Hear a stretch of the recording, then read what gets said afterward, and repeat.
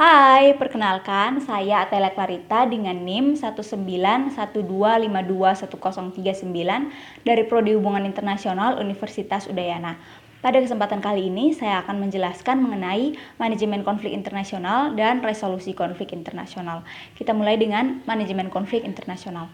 Apa sih yang melandasi terjadinya manajemen konflik? Ternyata manajemen konflik ini adalah sebuah upaya yang dilaksanakan oleh pihak ketiga, yakni organisasi-organisasi internasional maupun negara-negara tertentu untuk memberhentikan secara paksa penggunaan kekerasan dan juga mencegah agar konflik yang terjadi tidak semakin eskalasi dan membahayakan semakin banyak pihak. Oleh sebab itu, ada beberapa poin utama yang ingin dicapai dalam proses manajemen konflik, yakni yang pertama, untuk mencegah secara paksa penggunaan kekerasan, yang kedua, membatasi area atau batasan-batasan geografis agar konflik ini tidak semakin melebar ke daerah-daerah lain, dan yang ketiga, memastikan agar tidak banyak masyarakat sipil yang terlibat langsung atau menjadi korban dari peperangan yang sedang terjadi.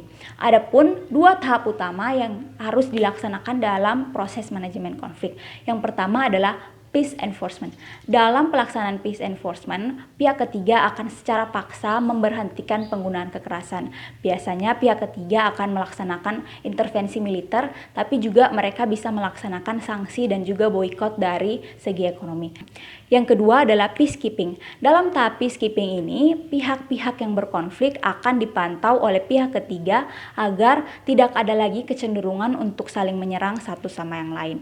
Nah, untuk itulah proses manajemen konflik internasional ini disebut sebagai upaya short term atau perdamaian jangka pendek karena mereka itu hanya berfokus pada upaya pemberhentian kekerasan, bukan untuk mencapai sebuah perdamaian. Nah, kita masuk ke dalam tahap resolusi konflik.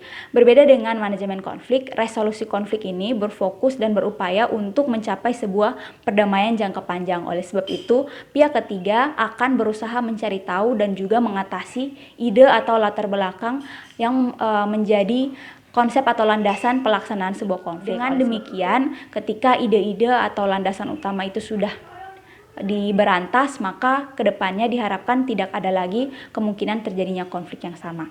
Nah, untuk itu ada pun dua tahap utama dalam proses rekonsiliasi konflik.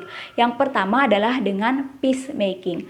Nah, setelah penggunaan kekerasan diberantas dalam proses manajemen konflik, di resolusi konflik, pihak-pihak ketiga akan berusaha untuk membangun komunikasi baik dan juga perdamaian antar pihak yang berkonflik, sehingga kedepannya cara-cara perdamaian yang ingin dicapai dapat berjalan dengan lancar. Yang kedua adalah dengan peace building. Dalam tahap peace building ini, pihak ketiga akan menawarkan sebuah cara yakni mediasi dan juga mereka akan memfasilitasi proses mediasi tersebut. Sehingga ketika pihak-pihak yang berkonflik sudah setuju untuk melaksanakan mediasi, maka pihak ketiga akan sesegera mungkin melaksanakan atau mensahkan keputusan-keputusan yang sudah diambil dalam proses mediasi ini ke dalam sebuah hukum internasional yang sifatnya mengikat. Oleh sebab itulah dalam proses resolusi konflik internasional ini perlu dilibatkan juga organisasi-organisasi hukum internasional. Nah, demikianlah penjelasan mengenai manajemen konflik dan juga resolusi konflik.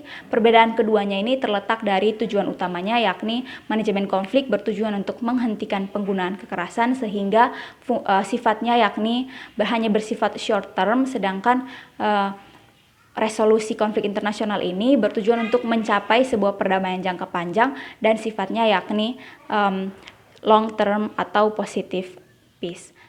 Demikianlah penyampaian materi dari saya. Sekiranya materi kali ini dapat membantu dan juga membuka pemahaman baru bagi kita semua. Terima kasih.